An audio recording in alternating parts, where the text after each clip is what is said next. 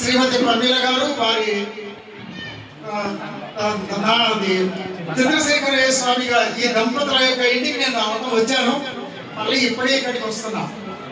కాకపోతే ఈరోజు వైదిక కార్యక్రమాన్ని నిర్వర్తించినటువంటి వేద పండితులు మా విశ్వేశ్వరయ్య గారు, అలాగే మా జగదీశ్వర్ మా విద్యార్థి, ఇంకా తర్వాత చాలామంది మా భిక్షపతి అనిల్ కదా, ఇంకా చాలా మంది ఇక్కడ ఉన్నారు. అందరూ కూడా మంచి వేద విద్వాంసులు, మామూలు వాళ్ళు కాకుండా వైదిక సంస్కృత ఆగమ విద్యలలో విశారదులు వీళ్ళంతా కూడా. అంతేకాదు చక్కగా వీళ్ళు వేద మంత్రము చెప్పగలరు, గృహప్రవేశాది కార్యక్రమాలు చేయగలరు, అవసరమైతే చక్కగా ఖడ్గాలు వేయగలరు, ఎగిరి దూకి దూకి చాలా బాగా వేస్తారు. అంటే వీరత్వాన్ని ప్రదర్శించేటటువంటి వాళ్ళు వీరశైవులు కదా. కాబట్టి ఆ విధంగా చక్కగా దండకాలు వేయగలిగినటువంటి వాళ్ళు ఉన్నారు. వేద మంత్రాలు చదివి యజ్ఞయాగాది క్రతువులు చేసేటటువంటి వాళ్ళు ఉన్నారు. చక్కటి వక్తలు ఉన్నారు, పండితులు ఉన్నారు, కవులు కూడా ఉన్నారు. మనకేమీ తక్కువ లేదు, అన్నీ ఇచ్చాడు పరమశివుడు. ఆయన మనకు అన్నీ ఇచ్చి తాను ఎలా ఉంటాడు, నిరాడంబరంగా ఉంటాడు. ఆ పరమశివుడు ఎలాంటి వాడు అంటే ఆయన పక్కనే కుబేరుడు ఉంటాడు కదా.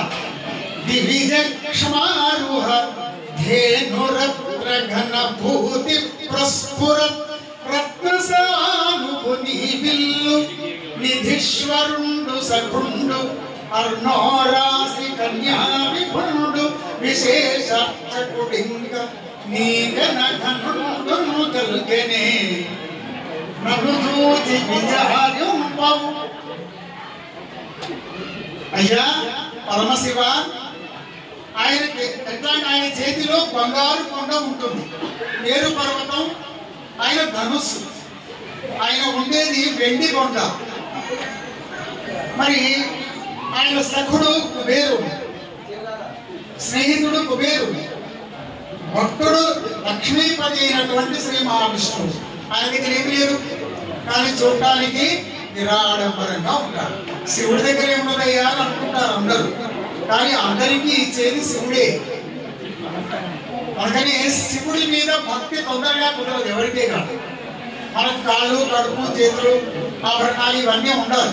శివుడా ఏదో మామూలు ఇలా ఉన్నారనుకుంటారు, కానీ అనేక జన్మ సుకృతం శివే భక్తి ప్రజాయతే.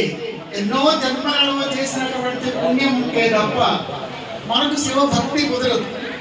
కాబట్టి అలాంటి శివభక్తి ప్రచురితమైనటువంటి ఈ కాలంలో మనమందరం కూడా మరి శివాలయంలో, ఈ ఓంకారేశ్వర దేవాలయంలో మనమందరం ఇక్కడ సమావేశమై ఇంతమంది వేద పండితుల యొక్క చక్కటి సుస్వరముతో కూడుకున్నటువంటి వేద మంత్రాలు చదువుతూ ఉన్నారు.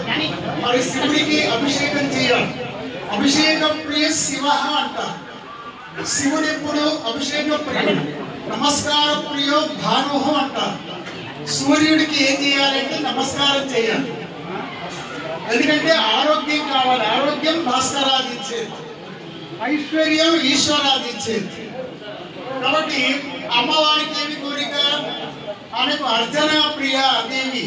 కాబట్టి అమ్మవారికి కుంకుమార్చన, పుష్పార్చన ఇవన్నీ చేస్తే అమ్మవారు సంతోషిస్తుంది. కాబట్టి పరమశివుడు సంతోషిస్తే ఏమవుతుంది అంటే గ్రామే అస్మిన్ అనాతురం. అనాతురం అంటే కమ్ము కాడకాలు. ఏ గ్రామంలో అయితే రుద్రాభిషేకం జరుగుతుందో అక్కడ కరువు కాటకాలు రావు, సస్యానుకూలమైనటువంటి వర్షాలు పడతాయి. అతివృష్టి అనావృష్టి దోషం లేకుండా చక్కటి వర్షం కురిసి ప్రజల యొక్క హృదయాలు హర్షామోదముతో నిండిపోతాయి. వర్షం బాగా పడితే పంటలు బాగా పండితే వాటి ఫలించిన తర్వాత తీసుకెళ్లి అంగడిలో అమ్మితే జేబు నిండా డబ్బులు వస్తే వాటిని ఏం చేయాలి, హాయిగా తినాలి, తాగాలి, ఊగాలి, ఊదాలి. ఇది కాదు కదా, అవి చతుర్విధ పురుషార్థాలు కావు.